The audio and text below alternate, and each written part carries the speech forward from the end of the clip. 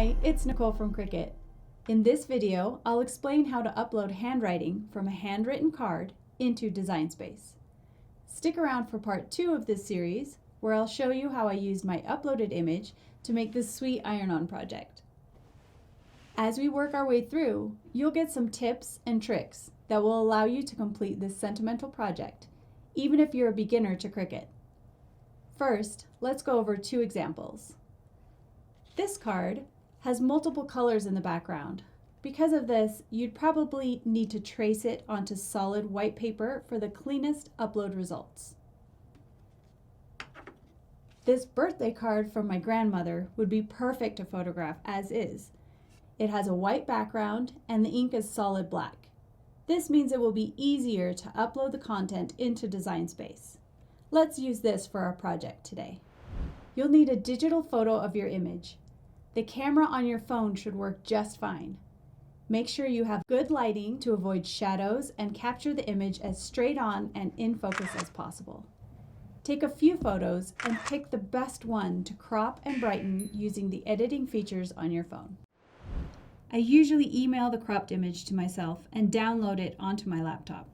Name it so you can find your file easily for upload using one of the compatible file types. Open a new canvas in Design Space. At the bottom of the design panel, click on the Upload icon. Click Upload Image on the left.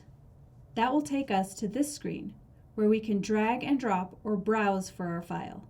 We'll find our file and click Open. For a single color image like handwriting, we'll select Simple. This is a good place to review your image before you go any further. If you see lots of shadows or it's out of focus, you may want to reshoot. If it looks good, click Continue. Automatic Background Remover simplifies the process if you're a Cricut Access subscriber.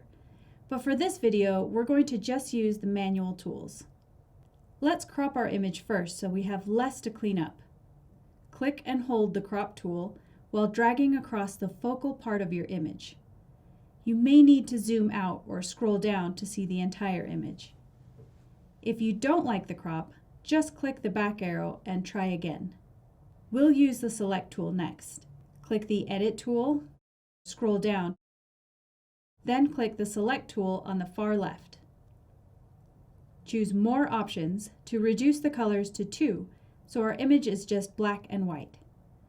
Then click the white background to delete the majority of the background all at once.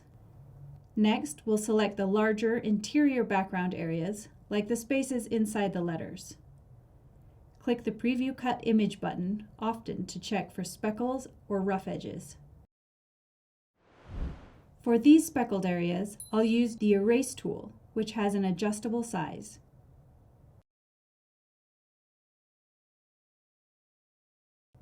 If I make a mistake, I just click the back arrow to undo.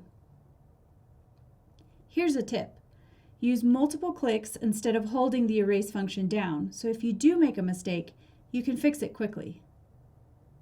The Restore tool is really helpful for smoothing out areas that are a little choppy. Don't forget to use the Preview Cut Image button and the Zoom to clean any hard-to-see areas. You can also zoom into tight areas and use any of the tools to clean up details. You can go up to 500% zoom. Click the Preview Cut Image button again before clicking Apply and Continue to make sure your image is ready to go. You'll know it's ready when the preview looks the way you want the image to cut. Click Apply and Continue and you will come to the Select Upload Type screen. If you notice any spots you missed on this screen, just click the back button to return to the Edit screen before continuing. For this project, we will make sure we save as a cut image.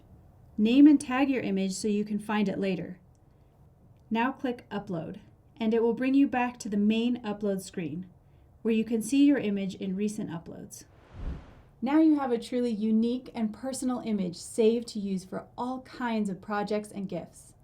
Join us in the next video to learn how to use uploaded images to create this sweet iron-on pillow project.